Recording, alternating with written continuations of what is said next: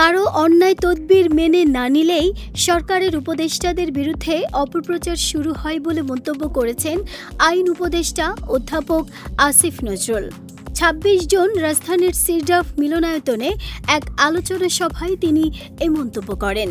বলেন, বিশ্বাস করবেন, আমার কাছে বহু অন্যায় তদবির আসে। যে মুহূর্তে তদবিরগুলো মানি না, দেখা যায় তারাই কিছুদিন পর এসে আমাকে ভারতের দালাল বলা শুরু করে দেয়। ৪০ থেকে ৫০ বছর আগে আমার সঙ্গে কার কোন সম্পর্ক ছিল তা নিয়েও বিভিন্ন প্রোগ্রাম বানানো শুরু করে দেয়। যা ইচ্ছা বলে। ওই যে ঝিনুক, নীরবে সও, তাই সহ্য করে যাই, কিচ্ছু করি না। মামলা তো দূরের কথা, কোনো উত্তরও দেই না।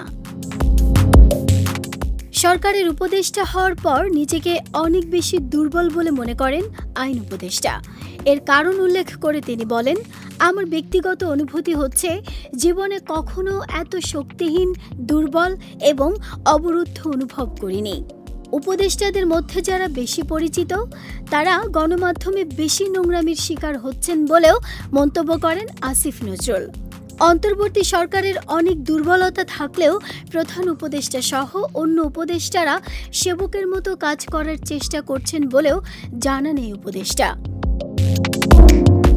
কোনো কিছু হলেই আসিফ নজরুল এটা করলো কেন, এটা কেন করলো না?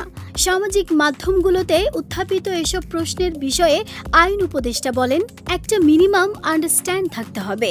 পুলিশ রিলেটেড সম্পর্কিত কোনো কিছুর ব্যাপারে আমার সাংবিধানিকভাবে কোনো কিছু করার নেই। যতই আমার গুড উইশ থাকুক, যতই রক্তক্ষরণ থাকুক, কেউ ফলস বা মিথ্যা মামলা করলে আমার কিচ্ছু করবার নেই। তাহলে আমি কিভাবে কিছু করব?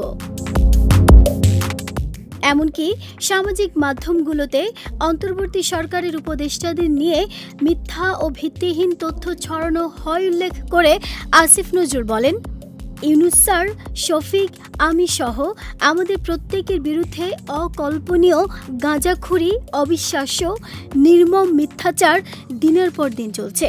আমরা একটা মামলাও করিনি। এটি এখন বাংলাদেশের মানুষের বিবেকের ওপর ছেড়ে দিয়েছি। নাহিদা স্মৃতি, দেশ রূপান্তর।